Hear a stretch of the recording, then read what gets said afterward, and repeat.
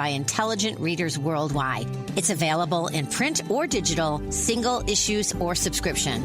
Its focus is on living a happy, healthy life and preventing or healing illnesses naturally. Preventing or healing cancer, arthritis, cardiovascular conditions, and digestive issues, as well as nutritional solutions for optimal health are regular subjects. Learn more at wellbeingjournal.com. Hi, I'm Bob Barker. This is my friend Benny. Before you buy cosmetics, personal care, or household products, you be sure they have not been tested on animals. Everything from floor cleaner to shampoo is poured into animals' eyes and down their throats. They suffer intensely. Some even go blind. The price is never right for products tested on animals. Visit PETA.org for a list of cruelty-free companies. Whoever said you can't poop in style? The Curve is a sleeker version of the original Squatty Potty stool that will look fabulous in any bathroom. Choose from pink, black, gray, or white. Its minimalist design is sure to please the eye while staying durable and built to last. Go to squattypotty.com/onelife for 15% off your entire purchase. Poop-oop-be-doo. Did you know a mother rat will dip her paws into cool water and gently smooth the fur around her infants' faces? The babies put their arms around their mother's neck and pay attention while being bathed. Rats and mice fall in love, risk their lives to save their kids, and giggle when tickled. Evan Walker writes of a mouse who died of shock in a trap. His life was a life fully as real to him as ours is to us. This creature, for all the irritation it may have brought as it scampered through closed closets or up some crevice in a wall, was as precious as you or I. He was not a machine that breaks and fails. He felt. His was consciousness, full and real and fragile and precious. This is Ingrid Newkirk with Peter, reminding us that it's easy to be kind, perhaps by not using glue traps. She sits alone by a lamppost. Welcome back to One Life Radio. This is Bernadette with Diamond Gray. I've got Autumn Connolly in studio and Dr. Lisa Mosconi on the line. She is an associate professor of neuroscience and neurology at the Weill Cornell Medical College, where she serves as the director of the Women's Brain Initiative Research Program and associate director of the Alzheimer's Prevention Clinic. Dr. Mosconi holds a PhD degree in neuroscience and nuclear medicine and is a certified integrative nutritionist and holistic healthcare practitioner. She is the author of the book Brain Food. I'm holding it in my hand. This beautiful book, The Surprising Science of Eating for Cognitive Power. So good to have you back today. Welcome, Dr. Lisa Mosconi.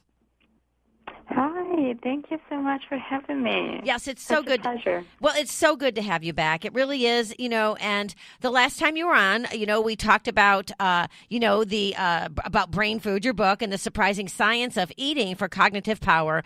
We got to, I think, 2 or 3 of the top 5 foods necessary to maintain brain health. Can we go do a little recap for all of our listeners? Did we start with water or did we start from fish? Wherever you want. Let's start with water. Water. What I want. Well, okay. So I usually say that it's not usually considered as food, technically speaking, but water is really, really crucial for brain health. Right. And many people kind of disregard that, but the truth is that over 80% of the brain's content is water. And every chemical reaction that takes place in the brain needs water to occur. That means that even very mild dehydration, like a 2% loss of water, can cause neurological symptoms like brain fog, fatigue, dizziness, confusion, memory lapses, and cognitive slippage. So this is something that we really need to take into account as a society, because it turns out that so many people don't really drink water. Absolutely. And so many people, when you say water, I'm remembering from when you were on the show last now, but so many people don't think about that. And so if you're not getting enough water, this is where my brain is going with this, is if you're not getting enough water, then your brain could become very toxic, just like your body, because it's not getting flushed out like it needs to, correct? Absolutely, yes. And then all the minerals and electrolytes the water contains really play key roles in brain health. They're really important for production of brain energy and just for neuronal communication. Okay. So dehydration is a real issue. So I would say water is always my number one. Number one. Brain food, yes. And then I believe we talked about fish, especially fatty fish, like salmon, but also mackerel, bluefish, sardines, anchovies. These foods are really high in omega-3 fatty acids that are really, really important for brain health. Well, and you say salmon. I was having a conversation with a friend last night and saying, we were talking about another friend who eats a lot of salmon, but they don't eat wild fish or wild caught salmon. Farm raised salmon is very, very toxic, isn't it? It could be.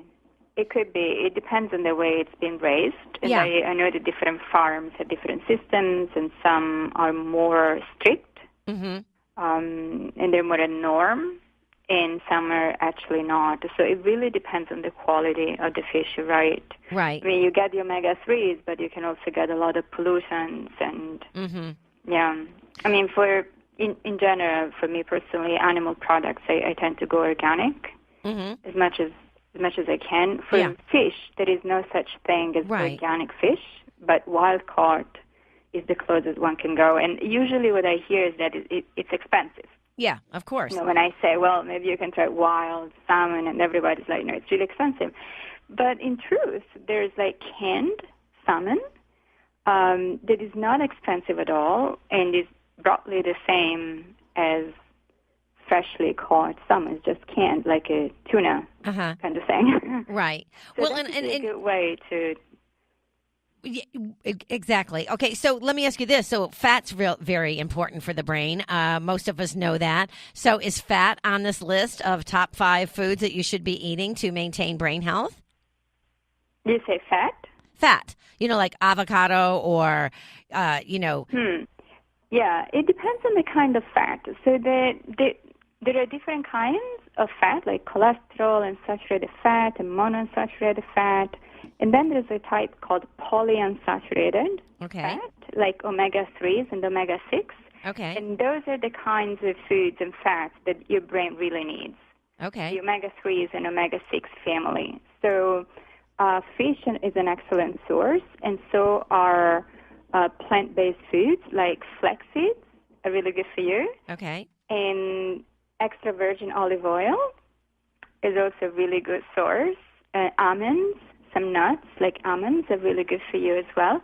Avocado is delicious, and I think everybody likes it, but it is a little bit more, it contains more monounsaturated fat than polyunsaturated, so it's good for your heart, right? And is indirectly perhaps good for your brain. Okay. So it's very fashionable. So we yeah. No, I love it. You covered water and fish. So what are the other 3 things on this top 5 list? Right. So we have dark leafy greens like spinach, Swiss chard, dandelion greens are very popular in Italy and Greece. Okay. Kale, all sorts of really deep, bright greens because they're full of minerals and fiber and vitamins and also phytonutrients. So these are disease-fighting nutrients that are really important for a healthy nervous system, including the brain. Anything else? And then, I would say berries. Oh, yes. Berries are packed with antioxidants that help keep memory sharp as we age. They're also a good source of fiber and glucose, but they have a low glycemic index, so they kind of stabilize sugar levels. And everybody goes for blueberries, right? But in reality, blackberries are a little bit more powerful in terms of their effects on the brain because they have more antioxidants. Now, the last one on my list personally is extra virgin olive oil. I find it to be an incredible condiment. It's perhaps the healthiest oil that we can have, and is loaded with anti-aging nutrients like the omega-3s that we talked about before, and also vitamin E, which is a great antioxidant. So it's really good. Yeah, and again, for the entire body and the brain. Yes, and being Italian, that not all olive oils are the same. There's some that you really have to be careful when you buy it. Would you say extra virgin olive oil and really kind of be sure that the brand that you're buying is good quality, right? I totally agree. You know which one is even better? Olio Novello. Novelllo. It's a special type of extra virgin olive oil that is is very fresh, and you can still taste the bitterness of the first pass olives. Yeah, I know. It's a little bit more pungent. Yep, I know exactly what you're talking about. In fact, there's a brand that I buy often that's the same taste. It's a little bit bitter. It kind of throws you off, but I did not know that it's healthier. It's good to know that. One more thing quickly, because we got to go to break. I love speaking with you. We just always run out of time. What can you do to prevent Alzheimer's disease? The number one thing that you can do to prevent Alzheimer's? I think it's really about a holistic approach to health. There are risk factors for Alzheimer's disease that we can't really modify, like age or family history. But then there are so many different risk factors that can be intervened upon by appropriate medical care and lifestyle modifications. And these include cardiovascular health, obesity, diabetes. Smoking is a big deal for your brain. Oh, wow. We should not smoke. Yes, it's depression in midlife, especially for women. And then, of course, diet, exercise, and intellectual stimulation. I think these are the big ones. Well, we did not get to all my questions, so we're going to have you come back if you would. I would love it. We'll get through this one way or the other, but it's always such a pleasure. Dr. Mosconi's book is called Brain Food: The Surprising Science of Eating for Cognitive Power. She is the Associate Director for the Alzheimer's Prevention Clinic at Weill Cornell Medical College in New York. Thank you so much, Dr. Mosconi. Have a good day. Thank you. Thank you so much. You too. All right. Thank you. All right, everyone. We'll be right back with Autumn Connolly. You're listening to One Life Radio.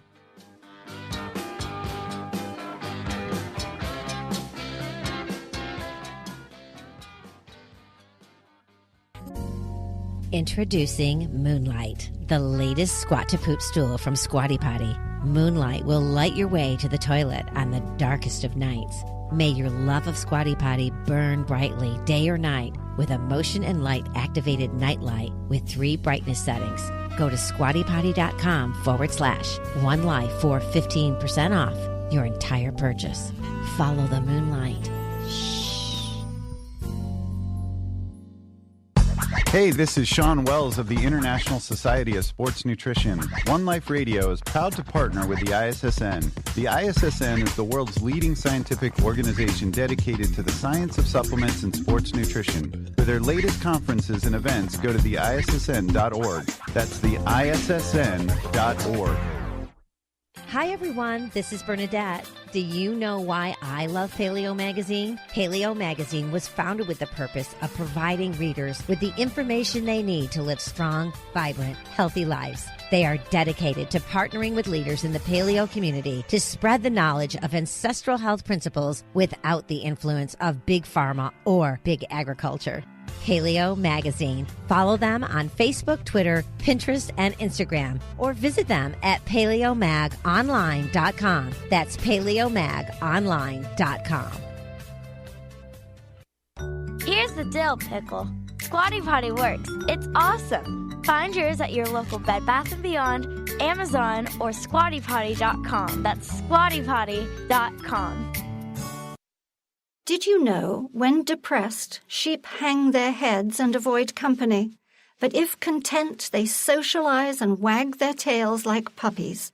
Rams lean against stone walls so that other sheep can stand on their backs to reach high grasses.